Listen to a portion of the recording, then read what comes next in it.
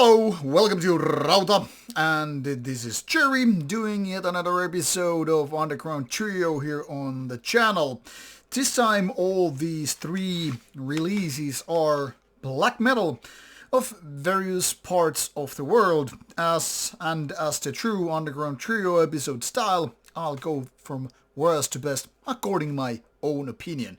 So, once again, as a disclaimer, don't be disappointed if your favorite of the pile is rated or ranked as the least good one. What matters is that you might find some pointers to figure out whether or not these albums are actually right up your alley, worth your listening time, maybe even buying. Now, there's a coincidence, kind of, that all these three different black metal releases are one and the same label, coming from one and the same label, that is Purity Through Fire. That is because I recently got a new package from the label and a lot of albums coming in one and the same parcel, so these kind of are, for that reason, included in this episode. What is also in common with the albums or releases featured in Underground Trio episodes is that, well, these are all bands that are not that known yet, so less than 4 albums out. And that's enough of introduction. First we'll go to international waters with a band called Idealism.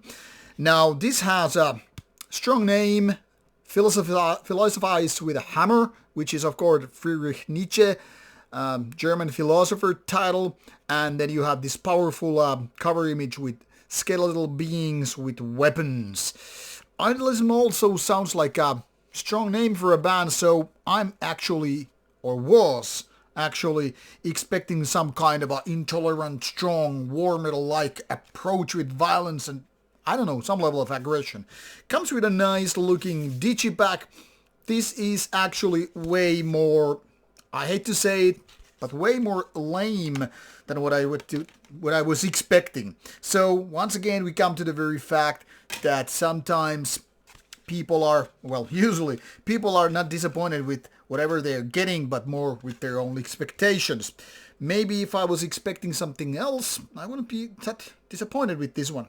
So here we have the nice looking digipack nonetheless. This is of international waters. Not even Metal Archives has the site for this one, so it's very, very mysterious. And since this is from international waters, there's not really much to tell. I don't know the lineup. I don't know really anything about this band except for, well, this booklet, this release, and, well, the music within. And this is where it comes to a disappointment, with such a strong image and powerful cover, powerful or at least interesting title for an album. I mean, if it rings a bell, it's because of kurjat. Now, something is here like stirring, like, okay, has to be something really, really powerful. Whereas in reality, it's kind of a very melodic, even uplifting, jolly good black metal with mid-tempo parts and whatnot. This is actually sounding very, very Finnish, so I wouldn't really be surprised if some or all members would be Finnish ones. Maybe German, because a lot of nowadays German black metal is actually sounding very Finnish. Now, on top of melodic black metal, I would say this has a lot to do with kind of a Finnish Schlager music. Maybe German Schlager for that matter, given the word and all. I am saying this is not exactly your favorite or least favorite RAC, Rock Against Communism kind of a thing, but it's definitely flirting with that kind of a set. So I'm saying if you're expecting some kind of a extreme metal recording with powerful sound, very heavy aggression, going to some world of war metal, or I don't know, raw end of Darkthronian era, whatever, you can't be disappointed. Embrace yourself quite mellow, well, uplifting, melodic black metal, which is not aggressive nor violent or anything like that. This ain't no next Storm of the Lights band, no more than it's, I don't know, some dark funeral or whatever. Kind of a, say, less extreme version of Sielun Vihollinen. And you can get roughly what's going on here. There's definitely some potential here, but unfortunately this isn't doing too much for me. Maybe it's doing that for you, so check it out if you're interested in Finnish style of melodic black metal. Then something quite similar but also quite different is Aganthros with the debut album. This is from Finland. Syntiset, saatanat, kurjat. This name from proper grammar point of view doesn't really make much sense, but I'll try my best to do the translations. Syntiset meaning sinners or sinful, saatanat, well, Satan, kurjat, like poor. So sinful, poor Satans, satanic poor, doesn't really make much sense. Well, we could say, yeah, it's referring to some poor people, not like out of money, but like, sorry motherfuckers. Satanic, sinful, sorry motherfuckers. Anyway, jokes aside, this one is listed on Metal Archive's site, somewhat like experimental black metal.